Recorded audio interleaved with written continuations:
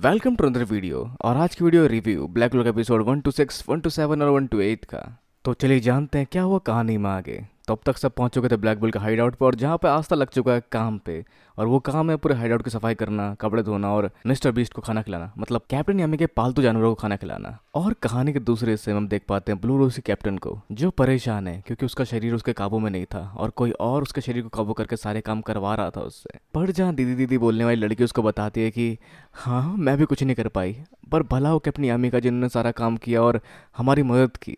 और शार्लेट को याद आता कि जो भी हुआ उस दौरान, जो उसको सपना लग रहा था वो सपना नहीं था, सच में वो काफ़ी नज़दीक थी कैप्टन यामी की, और वो सब कुछ सच में हुआ था। जहाँ उसे सब कुछ थोड़ा थोड़ा धुंधला धुंधला सा याद है। तो कैप्टन यामी के बारे में सोचते हुए बेचैन से पड़े रहते हैं, लेकिन तभी वहाँ पहुँच जाते हैं कैप्टन यामी फल लेके उनका हाल पूछने। जहाँ वो उन्हें देखकर यामी यामी चिल्लाने लगते, जहाँ उन्हें लगता है कि शायद उनका वहम है, या पर जो भी है, इससे उनके सर से धुआं निकलने लग जाता है। और इससे वो कैप्टन यामी को फेस करने की हालत में नहीं होती।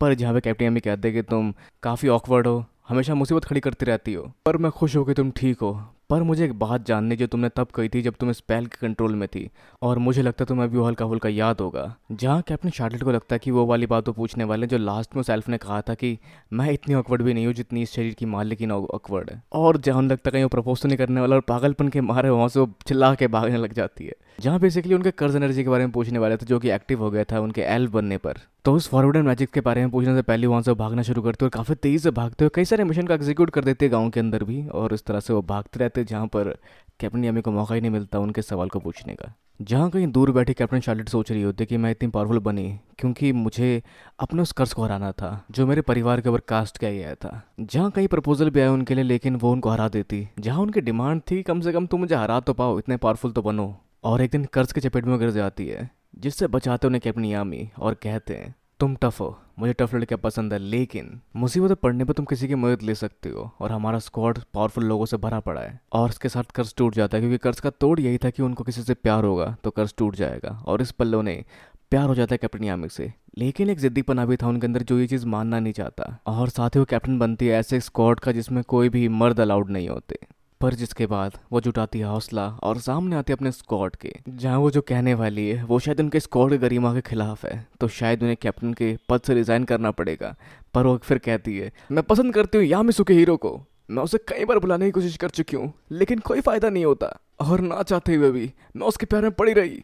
और जहाँ सोचती है कि ये माफ़ करने लायक नहीं है, मैं कैप्टन होने लायक भी नहीं हूँ। जहाँ एक सरप्राइजिंग रिएक्शन मिलता है बाकी स्क्वाड मेंबर से, सोल के अलावा, जो शायद कैप्टन का सोल को काफ़ी ज़्यादा मानती है, पर बाकी सब कहते हैं कि हमारे बॉयफ्रेंड है सीक्रेटली, और काफ़ी अच्छी जोड़ी है कैप्टन और दूसरे कैप्टन की। और इस तरह के सीक्रेट सभी के हैं कहीं ना कहीं। और फिर वो लोग सजेस्ट करते हैं कि उन्हें क्या करना चाहिए। उनको उनके साथ डेट पे जाना चाहिए, डिनर पे जाना चाहिए, और कन्फेस करना चाहिए अपने प्यार को। तो सब काफ़ी ज़्यादा खुश होते हैं उनके इस फैसले से, और सब उन्हें तैयार करने की कोशिश करते हैं डेट के लिए, और कहते हैं कि कह दो जो आपके दिल में है। और इस सब के बीच कैप्टन यामी और आस्था वहाँ पहुँच जाते हैं, जो और ज़्यादा ऑकवर्ड मोमेंट हो जाता है। पर बाकी ब्लू रोज की मेंबर उन्हें धकेलते तो ले जा रहे होते कैप्टन यामी के पास, जो हम बाकी लोग कहते हैं हमने कुछ सुना नहीं कैप्टन। और इस सब के अलावा कैप्टन यामी खुद ही कह देते हैं कि मैं जानता तुम कैसा महसूस करती हो, मुझे शुरू से पता था तुम्हारी की सबसे अलग और बयां करने लायक नहीं है। तुम्हें मेरा तुम्हारे आसपास होना पसंद नहीं है ना, और तुम मुझे सामने देख भी नहीं सकती, पर तुम्हें उसके लिए चिल्लाते हुए भागना नहीं चाहिए था। तुमने मेरा नाजुक दिल तोड़ दिया। जैसा कैप्टन यामी कहते हैं हम एक दूसरे को सालों से जानते हैं, पर थोड़ी बहुत बातचीत से कुछ बिगड़ेगा नहीं। जो सारे शब्द कैप्टन यामी के होते हैं, जहाँ पे कैप्टन शार्लेट सोच रही होती है कि मैं कैसे कहूँ, अब मुझे क्या कहना चाहिए। लेकिन तभी आस्था बीच में कहता है कि आप गलत सोच रहे हो, वो आपसे नफरत नहीं करती है। पर कैप्टन यामी उसको पकड़ लेते सर से और कहता तुम्हें कैसे पता। जहाँ कहता है ऐसा बिहेवियर सेम नोएल भी मेरे साथ करती है, जिसका मतलब ये होता है कि वो तुम पे विश्वास करती है, और जितना वो तुम पे विश्वास करती है उतना मुश्किल उसके लिए कहना होता है कि कितना वो तुम पे विश्वास करती है। ये सारी चीज़ें मुझे अभी भी रियलाइज होना शुरू हुआ है, जो सारी बातें कहता है कैप्टन यामी को आस्था, और सलाह देता है पीठ ठोकते हुए कैप्टन शार्लेट की कि अगर आपको भी कुछ कहने में दिक्कत हो रही है तो उसको अपने अंदर बनाए रखिए जैसे आप करती है नॉर्मली। और आप लोग वो साथी जो साथ में जिंदगी और मौत की लड़ाई भी लड़के आ चुके हैं। पर कैप्टन शार्लेट की पीठ ठोकने के लिए सोल उसको ठोकने लग जाती है। पर यहाँ पे कैप्टन शार्लेट कहती है हम तुम्हारे शुक्रगुजार हैं और माफ़ी चाहेंगे जो भी उस दौरान हुआ। पर तुम मुझे कुछ कहना था ना, क्या हम एक डिनर रख सकते हैं। और फिर बारी आती है डिनर की, और वो सवाल सामने आता है जो कि कैप्टन यामी पूछना चाहते थे, और वो पूछते हैं उनके उस रोज़ वाले कर्ज के बारे में, और बताते हैं कि ब्लैक बुल्स को इन्वेस्टिगेट करना है डेविल्स के बारे में, क्योंकि वो शख्स पता नहीं क्यों इस बच्चे को मारना चाहता है, तो हमें उसको लेके कुछ ना कुछ क्लूज ढूंढने हैं। और वो बताना शुरू करते हैं कि ये शुरू हुआ तब जब हमारे परिवार से नफरत करने वाले किसी शख्स ने हमें कर्ज कर दिया, जिसको तोड़ना बिल्कुल भी आसान नहीं था। ये फॉरवर्ड मैजिक था जो छेड़खानी करता है तुम्हारे जीवन और दुनिया के आकार में, और ये कर्ज एक्टिव होता जब मैं 18 साल की होती। और ऐसा ही हुआ, पर उसके आगे की बात मैं नहीं जानती या वो बताना नहीं चाहती। पर जो भी है, वो कहती तुम्हारे स्क्वाड में कोई और मेंबर है जो कर्ज के बारे में और भी भली भांति जानता है। और हम पहुंचते हैं गोल्डन की ओर, जो बहुत ही क्रीपी स्माइल के साथ अपने दोस्तों के डॉल को देख रहा होता है। पर अब जानते हैं आगे, जहाँ कैप्टन यामी गोल्डन से उस बारे में पूछते हैं जहाँ फॉरबिडन मैजिक में दूसरी दुनिया की शक्ति यहाँ बुलाई जाती है। तो जहाँ गोल्डन कहता है कि अगर डेविल की इन्वेस्टिगेशन और आगे नहीं जा रही तो आस्था के लिए मुझे इन्वेस्टिगेशन करनी पड़ेगी अपने घर जाकर। तो स्टोरी में पहली बार हम जान पाते हैं हेनरी के बारे में। तो गोल्डन का परिवार काफ़ी अलग था। उनके परिवार का काम ही था लोगों को कर्ज करना, जिस वजह से उसको दोस्त बनाने की मनाही थी। और साथ ही जब आस्था का कर्ज हुआ था तो उसने अपने घर वालों को चिट्ठी लिखी थी, लेकिन वहाँ से कोई जवाब नहीं आया। लेकिन आज वो अकेला नहीं है, क्योंकि उसके दोस्त उसके साथ जा रहे हैं उसके घर, जहाँ आस्था उसके परिवार के बारे में पूछता है, जिस पे गोल्डन जवाब देता है कि हमारे परिवार का काम है कि दूसरे के ऊपर कर्ज करना और उनके लाइफ में पनौतियाँ लाना। लेकिन ऐसा गोल्डन ने कभी नहीं चाहा, वो बस दूसरों से दोस्ती करना चाहता था, जिस वजह से वो घर छोड़ के भाग गया था। तो फाइनली वो पहुंचते गोल्डन के डरावने घर पर, जहां उसके फैमिली मेंबर करते हैं इनका वेलकम। और जो उसके सामने आता है वो काफी तक चौंका देने वाला होता है, क्योंकि इसकी फैमिली में सभी काफी तक एक जैसे लग रहे होते हैं। यहाँ तक कि इनका पालतू कुत्ता भी, जो कि आस्था को काट लेता है वैसे, जो फिर इन्वाइट करती है डिनर के लिए। और ये काफी अजीब फैमिली होती है, जहाँ पर ये काफी अजीब अजीब क्विजीन खा रहे होते हैं। और साथ में इनकी दादी हर बार भूल जाती है कि ब्रेड कहाँ गया। जहाँ वैसे इस बीच गोल्डन की दादी मैगुला का नाम भी लेती है, जिनका नाम जैसे लोग रिपीट करने वाले होते हैं, गोल्डन की बहन वो टेबल ठोक के वहाँ से निकल जाती है। मतलब कुछ तो राज इसके पीछे जरूर होगा। पर जब वो लोग यहाँ से निकल जाते हैं तो हम देखते हैं गोल्डन और उसके डैड को, जो आमने सामने बात करने वाले होते हैं उस टॉपिक के बारे में जिसके बारे में सोच के आए थे। तो आगे गोल्डन के डैडी ने आगे ले जाते हैं, जहाँ पे बताते हैं इस रिसर्च के बारे में, जो कि इनहेरिट कर सकता है अपने पॉइजन मैजिक के वजह से गोल्डन भी। जहाँ उनकी रिसर्च कमाल की है और इंसानों की लाइफ काफ़ी छोटी होती है, और तभी अपने मैजिक का इस्तेमाल कर रहे होते हैं वो लोग इनके ऊपर, जिसको आस्था रोकता है। और तब भी ये मैजिक छू जाता है आस्था को। वैसे मैजिक इन्हें मारने के लिए नहीं था, वो आस्था की बॉडी को एनालाइज करने के लिए था, जो बताता है उसकी बॉडी टेम्परेचर को, उसके पास मौजूद मैजिक जो बिल्कुल नहीं है उसके पास। और साथ ही बेसिकली रिसर्च कर रहे हैं इंसानों पे होने वाले कर्ज के असर को, ताकि उसको रिवर्ट कर सके और उसे मेडिकल फील्ड वगैरह में काम में ला सके। मतलब गोल्डन के डैड की जनरेशन से ये चीज़ें हो रही है जहाँ पे वो चीज़ को कर रहे हैं। पर जब आस्था का हाथ कर्ज हुआ था एक एंशिएंट कर्ज से, तो उसका इलाज इनके पास बिल्कुल नहीं था, जिस वजह से इन्होंने कोई जवाब नहीं दिया उस समय। तो जैसे गोल्डन सोचता था, उसकी फैमिली वैसा काम नहीं करती है। वो दूसरों को कर्ज से मारती नहीं है, वो उसके अलावा भी बहुत सारे अच्छे काम भी करती है। तो अब वो जानना चाहते हैं कि नहीं क्यों चाहिए डिटेल डेविल्स और फॉरबिडन मैजिक के बारे में। तो डिटेल देना शुरू करता आस्था, और तभी हम पहुंचते हैं कैपिटल के अंदर, जहां पर डोरिथी मदद कर रही है किंगडम को साफ करने में, जहां पर यहाँ का मलबा वो ड्रीम वर्ल्ड में पहुंचा रही है। लेकिन तभी उससे मिलने पहुंचती है नोलिल, जिसको नोजल ने बताया कि उनकी मॉम नोलिल को जन्म देते हुए नहीं मरी थी, उनकी मौत पहले से तय हो गई थी किसी और दुनिया के कारनामों की वजह से। जहाँ जैसी नोलिल कहती है कि ये बातें तो डेविल्स और फॉरबिडन मैजिक की ओर ले जा रही है, नोजल उसको रोक देता है और कहता है कि एक शब्द तूने और कहा तो तुम्हारी जान भी खतरे में जा सकती है, और अगर तुम्हें हिम्मत है सच का सामना करने की तो जाओ कोरल पिको के कैप्टन के पास, वो तुम्हें सच्चाई बताएगी। और जैसे नोजल कहती है कि क्या था, क्या हुआ था, क्या इसके पीछे डेविल था, उसको चुप करा देती नोजल कि अगर तुमने एक शब्द और कहा तो तुम भी कर्ज हो सकती हो, और ले जाते ड्रीम वर्ल्ड में जहाँ पे चीज़ें बोली जा सकती है। और फिर वो मज़े लेने के लिए क्रिएट करती है नोएल की सोच में से आस्था, वहाँ पे जो उसकी तारीफ़ करता है उसके पास आके कि तुम बहुत क्यूट लग रही हो और तुम कमाल हो, पर जिसको अपनी स्पेल से रिपेल कर देती है, ऐसा हमेशा वो करती है। तो आगे वो बातें होती है यहाँ पर जो कि बाहर नहीं बोली जा सकती, और बताना शुरू करती है कि क्यों मारी गई उसकी मॉम। तो उसकी मॉम एसियर सिल्वा मारी गई थी डेविल के कर्ज के वजह से, पर नोजल ने उसकी बजाय नोएल के जन्म को बताया। ऐसा इसलिए क्योंकि जो भी उसके बारे में बताएगा वो भी सेम फेथ फेस करेगा, मतलब वो भी कर्ज हो जाएगा, जिस वजह से नोजल ने कभी ये बात अपने भाई बहनों और तुम्हें नहीं बताई। जहाँ नोजल सामने आके माफ़ी मांगता है इससे, और फिर दोबारा मज़े लेना शुरू करती है इससे, और नोजल उसे प्यार से कहता है तुम कितनी प्यारी हो, मैं तुमसे कितना प्यार करता हूँ, ओह मेरी प्यारी बहना। जहाँ पर नोजल उसको अपने मैजिक से उड़ा देते हैं। लेकिन फिर हम पहुँचते हैं दोबारा टॉपिक पे, जहाँ वो बताती है कि डेविल जो होते हैं वो दूसरी दुनिया में रहते हैं, और हमारी दुनिया में तब तक नहीं आते जब तक कि उन्हें कोई तरीका ना मिले यहाँ पहुँचने का। और कुछ मेज फॉरबिडन मैजिक का इस्तेमाल करते हैं उन डेविल शक्ति को इस्तेमाल करने के बदले, जिसके बदले उन्हें भी कोई ना कोई कीमत चुकानी पड़ती है, जिसके बाद वो लोग लिमिटेड शक्ति इस्तेमाल कर सकते हैं उन डेविल्स की। पर अब बातें थोड़ी सी बदल रही है, जहाँ पे उनकी शक्ति और पकड़ इस दुनिया में और तगड़ी होती चली जा रही है। और वो डेविल जिसने तुम्हारी मॉम को मारा था वो थी मैगिकुला, और वही है आस्था को बचाने की चाबी भी, जहाँ उसको फंसा के या हरा के तुम आस्था को बचाना है। अब आगे गोल्डन के डैडी भी ने बता रहे होते हैं कि कर्ज के बारे में क्या वो जानते हैं, जहाँ पे डिटेक्ट करना शुरू करते हैं कि कर्ज की एनर्जी कहाँ कहाँ से उन्हें पता चल रही है। तो सब जगह किंगडम में कहीं ना कहीं किसी पे कोई ना कोई तरह का कर्ज है, और थोड़ी थोड़ी पावर्स में दिखाई देती है, पर एक बड़ी सी आग चल रही होती है और वो लोकेशन होती है ब्लैक बुल्स का हाइड आउट, जहाँ हो सकता है बहुत सारे लोगों को कर्ज हो रखा हो और बहुत सारे लोगों पे कर्ज किया गया हो और तरह तरह के कर्ज उनके ऊपर लगे हों, जैसे कि हेनरी का हमेशा सबके ऊपर से माना अब्जॉर्ब करना और नॉर्मल तरीके से ना जी पाना, गोल्डन का अपनी बहन के पीछे पागल होना, मतलब ओवरऑल सब में कहीं शायद हो सकता है थोड़ा थोड़ा कर्जों का, इसकी वजह से उसकी लॉ थोड़ी ज़्यादा जल रही होगी। और हाँ, नैरो भी कर्ज है जिसकी वजह से वो चिड़िया बन जाती है और उसके साथ साथ आस्था भी डेविल की शक्ति का इस्तेमाल करता है, तो हो सकता है उसका कर्ज भी यहाँ शो हो रहा हो। और साथ ही जब अपनी एक्यूरेसी बढ़ाने के लिए एरिया बढ़ाते हैं तो उन्हें दिखता है एक और जगह जहाँ पे कर्ज बहुत भारी मात्रा में है और वो होता है हार्ट किंगडम। तो शायद इन्हें मिल सकता है वहाँ से कोई क्लू डेविल के बारे में।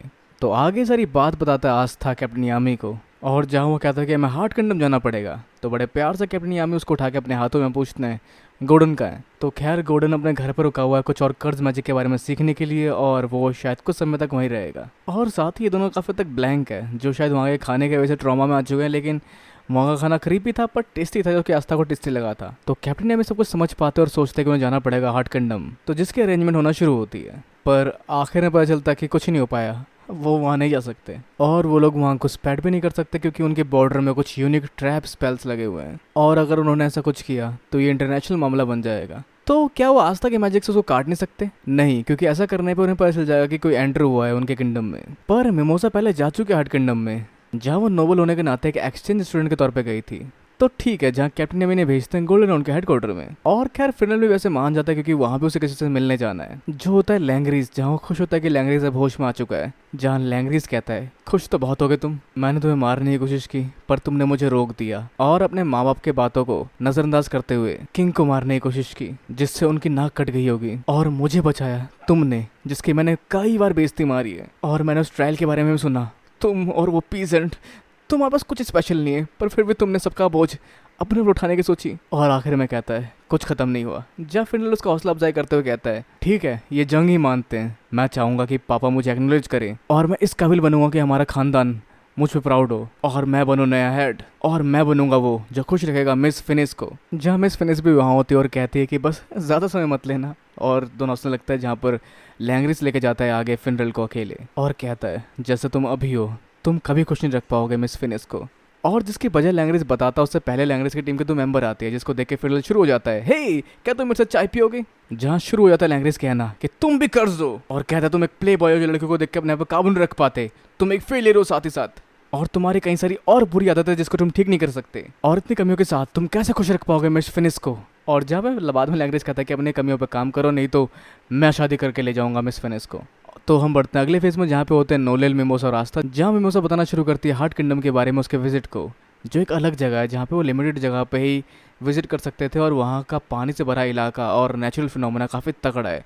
वहाँ हरियाली हरियाली और माना भरपूर मात्रा में, प्रचुर मात्रा में हर जगह है। तो वहाँ की रानी काफ़ी पावरफुल है, वो इतनी पावरफुल है और पूरे किंगडम पे उनका कंट्रोल है, जहाँ किंगडम में होने वाले हर एक चीज़ को वो भली बातें जानती है, जो काफ़ी तक बिच क्वीन की तरह नहीं लगता। जो सोच के आस्था को थोड़ी सी टेंशन हो जाती है कहीं वो बिच क्वीन की तरह ना निकले, और आगे कहते हैं कि वो लोग रिक्रूट कर रहे हैं कुछ एप्लीकेंट्स को, तो मैं ट्राई करती हूँ वहाँ जाने के लिए और हम सब वहाँ जा पाएँ ऐसा कुछ अरेंजमेंट करती हूँ। तो अरेंज हो जाती है वहाँ जाने की बातचीत, और कैप्टन यामी मशरूम हेड को ब्लैकमेल करके एक बोर्ड भी ले आते हैं वहाँ जाने के लिए इन लोगों के लिए, और सब अलविदा कहते हैं आस्था, मिमोसा, नोनिल और साथ में फिनल को, क्योंकि वो इन्हें कहीं भी टेलीपोर्ट कर सकता है, तो वो शायद हैंडी हो सकता है वहाँ ले जाने के लिए इन लोगों को। तो आगे लोग निकल चुके हो तो इस जहाज़ में, जहाँ पर फिनल बहुत कोशिश कर अपने कर्ज को काबू करने का, जहाँ पे यह 3-3 लड़कियाँ हैं जो एक से बढ़कर एक है, और साथ ही मिमोसा खाना लाती है जिसे खाता है आस्था और उसकी तारीफ करता है, जिससे थोड़ी बहुत जलने लग जाती है नोनिल, और फिर नोनिल उसे वार करते अपने पानी से, क्योंकि उसको पानी चाहिए होता है, जिससे जलने लग जाती है मिमोसा। तो इन चारों की अजीबोगरीब फ्रस्ट्रेशन के साथ हम पहुंचते हैं हार्ट किंगडम में, जिसके एंट्री के साथ ही आसपास धुंध छा जाती है, और धुंध पार होता है ये लोग पहुंचते हैं हार्ट किंगडम में, जो जंगल और शहर का एक मिश्रण होता है, जो काफी कमाल की जगह होती है, जिसकी खूबसूरती देखते ही बनती है, जो सच में काफी कमाल की जगह है। तो आगे हम देख पाते हैं 2 लोगों को, जिसमें से एक कहती है कि वो आ गया,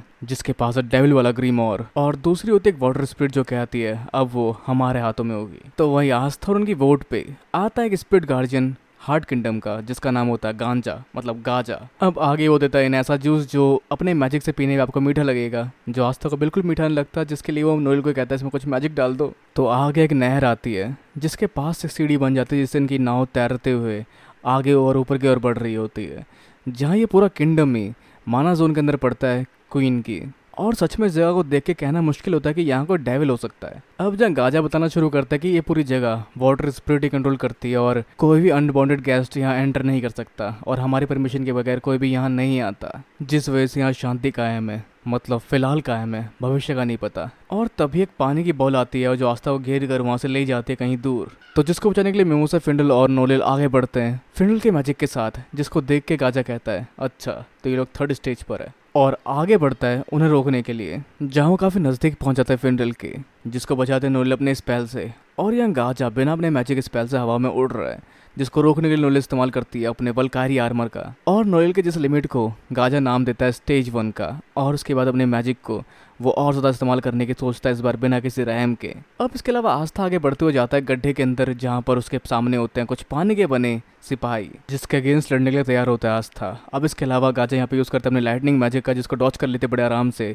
नोलिल। पर गाजा का स्पेल हार नहीं मानता, जहाँ पे उसके स्पेल का उद्देश्य है नोलिल पे वार करना, और उसका पीछा करना शुरू कर देता है, जिसको रोकने के लिए फिलहाल इस्तेमाल करता है अपने स्पेशल मैजिक का, और वो वार दोबारा गाजा के और रिपेल करने की कोशिश करता है। और साथ ही होते हैं बहुत सारे मिमोसा के वार भी, और वहाँ पे मिमोसा कहती है गाजा वापस कर दीजिए हमें आस्था को। तो मिमोसा और फिनल की शक्तियों की तारीफ करते हुए वो इस्तेमाल करता है अपने मैजिक का, जहाँ वो दिखाता है कि क्या लेवल इन लोगों के कंपैरिजन में, और आसमान में कुछ शब्द जाते हैं जो एक बड़े से स्पेल की शक्ल ले लेते हैं और उसके आसपास बादल आ जाते हैं। जहाँ गाजा उसको कास्ट करने से पहले कहता है कि इंसान नेचर की माना की बराबरी नहीं कर सकता। तो वहीं आस्था भी तलवार की शक्ति को जोड़कर अपने साथ डीमन फॉर्म को लाकर करता है वार इन सभी पानी के वॉरियर्स के ऊपर। जहाँ इसको देखते हुए वाटर स्पिरिट सामने आते हैं, जिसका नाम होता है उंडीन, जो आस्था को अपने स्पेल में फंसाकर कहती है कि तुम मेरे सामने नहीं कर सकते, और तुम डेविल की शक्ति का इस्तेमाल करते हो तो तुम वही हो जो डेविल की शक्ति का इस्तेमाल करता है, और तुम्हारे पास बिल्कुल माना नहीं है, जिसका मतलब तुम 9th स्टेज से भी नीचे हो। जिसके बारे में आस्था नहीं समझ पाता, जहाँ वो समझाते कि हमारे किंगडम में स्टेज को कुछ तरह से गिना जाता है कि पहले होता है 9th, फिर वो इवॉल्व होकर 8th होते हैं, फिर 7th 6th और ऐसे करके सबसे ऊपर होता है 0 स्टेज, स्टेज 0, जहाँ पे आस्था पानी के अंदर किसी हथकड़ी में फंस जाता है अपनी तलवार को लेकर, और जहाँ पे स्टेज 0 के साथ हम देख पाते हैं गाचा को, जो शायद स्टेज 0 का एक मेज है, जो इस्तेमाल करता है ट्रू लाइटनिंग मैजिक आइरियल एस्ट्रोजा, जिसके टकराव से काफी तगड़ा धमाका होता है और काफी बड़ा एक गड्ढा हम देख पाते हैं जमीन पर। तो क्या इससे बच पाए होंगे नोलिल, फिनरल और मिमोसा? तो जी हाँ, फिनरल के स्पेटल मैजिक से वो लोग बच गए हैं, जहाँ पर कहीं छुप कर वो लोग वार करेंगे, जिसके लिए डायरेक्शन देगी उन्हें मिमोसा अपने मैजिक से। तो आगे नोलिल इस्तेमाल करती है वाटर क्रिएशन मैजिक सी ड्रैगन्स रॉर, जो होते हुए जाता है फिनरल के स्पेटल मैजिक से, और डायरेक्ट लगता है वो गाजा को, जिससे आसमान में वो कहीं टप्पे खाता है। और इस सब के अलावा इस लड़ाई में जहाँ पे आस्था फंसा हुआ था, सामने आती है नैरो, जो अपने सीलिंग मैजिक से उसकी हथकड़ी खोल देती है। जहां आस्था ने कुछ अपनी एंटी मैजिक शक्तियां बचाई हुई थी, जिसका इस्तेमाल करके बढ़ता आगे की तरफ, जहां की महसूस करके पता कर पाता है कि कोई है उस तरफ, और जिस तरफ वो बढ़ता है। तो कौन होगा वो? क्या हरा चुके इन सब लोगों को आस्था, नोलिल, फिंडल और मिमोसा? और क्या वो पता कर पाएंगे यहाँ मौजूद डेविल का? और कौन होगा वो डेविल या वो कर्ज क्या होगा? जानने के लिए इंतजार करना पड़ेगा इसके नेक्स्ट पार्ट को। और इसको लेकर अपने विचार हमें नीचे कमेंट बॉक्स में बताना बिल्कुल ना भूले। इस वीडियो को लाइक, शेयर और सब्सक्राइब करना भी बिल्कुल ना भूले। और वीडियो को चाहिए हमें कम से कम 100 लाइक्स तो कर देना। तब तक के लिए मिलता है आप लोगों से अगली वीडियो में, और चैनल को सब्सक्राइब करना भी बिल्कुल ना भूले। Sayonara and have a nice day.